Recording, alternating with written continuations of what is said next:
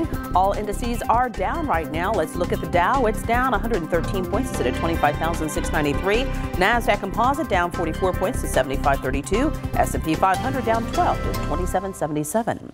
A new survey shows millions of Americans have never changed their main credit card. 53 million Americans have never switched their most frequently used credit card, according to a new report from creditcards.com. That's 30% of cardholders. According to the report, only about 1 in 3 credit card holders have swapped their most frequently used card within the past 3 years.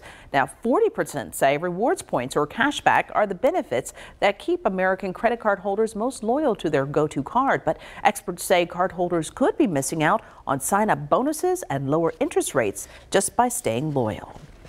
Dunkin' is bringing back Irish cream coffee drinks and giving a little luck to some of its customers. Today, only 7 Dunkin' restaurants across the nation will be rebranded as O'Dunkin' stores, complete with festive decor.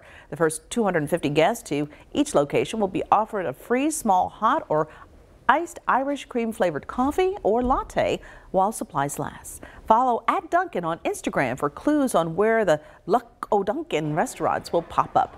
Irish cream flavored coffees and espresso drinks return to the Dunkin' menu this week for the first time in 5 years.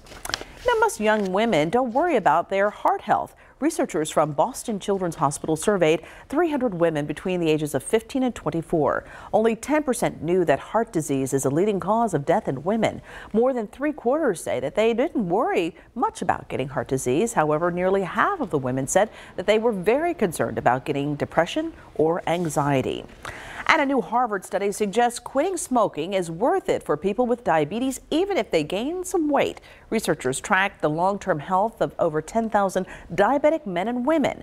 Those who quit smoking but gained weight had no greater risk of a heart attack or stroke than those who continued to smoke. But the risks were even lower for those who quit smoking without gaining any weight.